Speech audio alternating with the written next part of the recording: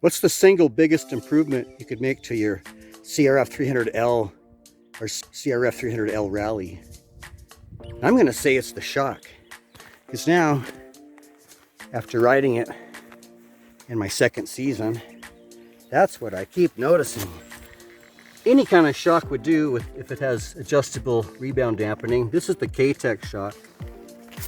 You can see, I think you can see, there's a knob on it for adjusting it. It's like 32 clicks, I think it is.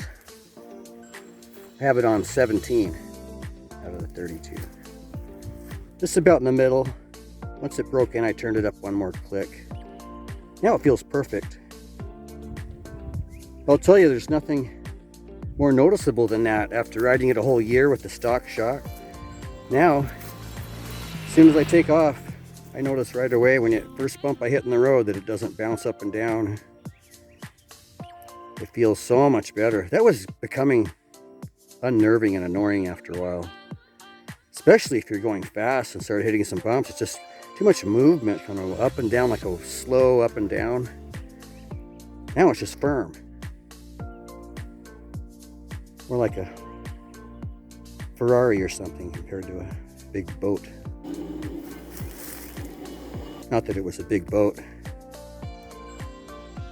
This bike suspension wouldn't be too bad if they just would have put an adjustable rebound knob on the shock.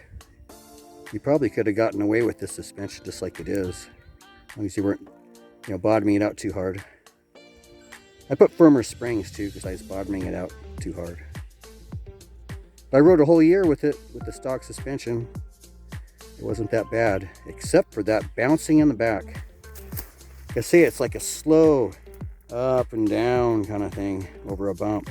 It just moved too far. Now it has a stiffer spring and stiffer dampening, so it just doesn't move as much. It moves the right amount. Once the shock broke in, it got really nice and smooth. I put the stiffer fork spring in too, just one spring. Because it only had one spring, I just put a stiffer spring in. Made it easier to do, less work, less tearing into a brand new bike. I like that idea. I didn't need new seals or new oil on a brand new bike. I just didn't want it to bottom out anymore. And I didn't want the shock to bounce like that. The spring was a little soft too. I was gonna get the Ohlins. I wanted the best shock you could get. And they have one with a remote reservoir. It mounts right here. This golden reservoir, and it's like adjustable compression and rebound dampening. But you know what? I'd never noticed that. It would be cool and trick and high tech, but I'd never noticed whether I had that or not. So I kind of like it this way better. I don't really want something mounted on my engine anyway. And it's not going to help me ride any better. This works great. Highly recommend that shock.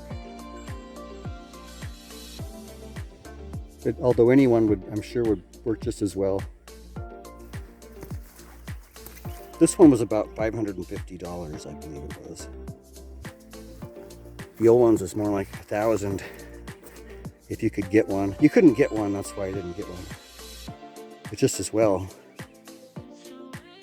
I'd be just as happy with this setup right here. All right, thanks for watching and have a great day.